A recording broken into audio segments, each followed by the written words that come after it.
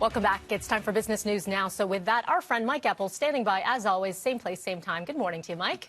Hello there, Melanie. How are you? Good, but with a little bit more facial hair. You, not me. Well, I'm getting there. I thought, why not? Let's go the goatee at least this week, and then change it up next week. Why not? My wife cut my hair, by the way. Oh, just do a little spin. Yeah. Did an excellent job. Good for her. Excellent job. She did a great job. Not exactly much to work with, unfortunately. Well, you look great. New look, new you. Let's talk a little bit about some of the numbers. We're going to begin, actually, before we get to some of the numbers, let's talk about Facebook, because as we see some of these social media giants and looking at a bit of censorship here when it comes to the U.S. president, Facebook not so much. A lot of people speaking out about that. Open letter published in the New York Times yesterday by a number of employees, former sort of the founding group of Facebook, a number of people saying this is not the Facebook that they sort of knew at the beginning, where it was about being upfront with people, being more of a social justice platform, and by Mark Zuckerberg not taking a stand on some of the posts by the U.S. president. This has been the catalyst for all of this. Remember Jack Dorsey and Twitter saying, okay, we're putting these addendums on the some of the posts by U.S. President Donald Trump, fact-checking. Mark Zuckerberg saying, no, we're not going to get involved in the political sphere. They're basically saying that, this stuff has to be sort of policed a little bit, and taking Mark Zuckerberg to task. And is this an existential moment for Facebook specifically? It's going to be really interesting to see, giving voice to the powerless, so to speak, as opposed to those in power in government, and how much oversight should various posts be given. It's interesting.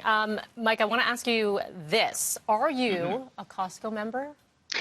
Yes. You are. I'm not. Yes, I am. I might be the only person that I know that is not a Costco member, and it's a long, convoluted story, so we're not going to talk about why. Okay. But a lot of people are, and a lot of people flocking to the giant, both online and in person.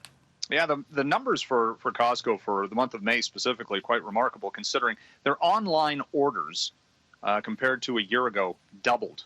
That in and of itself tells you that people are, if they're buying anything, they're doing it through an online venue. And I mean, Amazon has certainly been at the forefront of that, and Walmart too.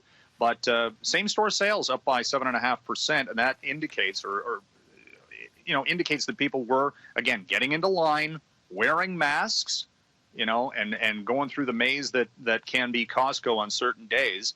So we look at which retailers have, you want to say benefited, I suppose, from changing consumer habits in the midst of the pandemic. Costco has certainly been front and center in that category. I'm looking at that visual right now of the packed parking lot, and it does not appeal to me. Not at all. I said to my wife when we went, and we haven't been back as often, but you line up outside in this maze, and I said, this is like the worst Disney ride ever.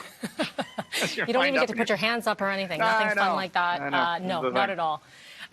Let's talk a little bit about the airline industry. Obviously, they're going to have to shift gears on some of their protocol, what they do with their crew, with their passengers they're allowing on board. Let's start with Delta and what they're doing.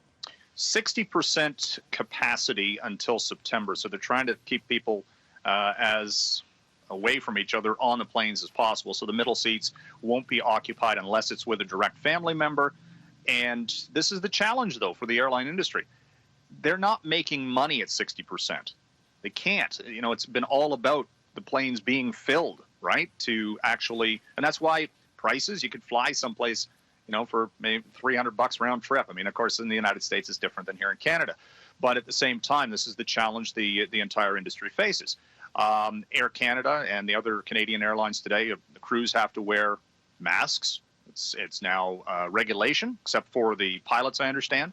And our passengers going to be wearing masks more often or standardized on airplanes. I mean, it's not pleasant. But let's face it, travel, used to be exotic and luxurious, and it is anything but nowadays. Now very much necessity, and we've got to change with our climate. Yeah.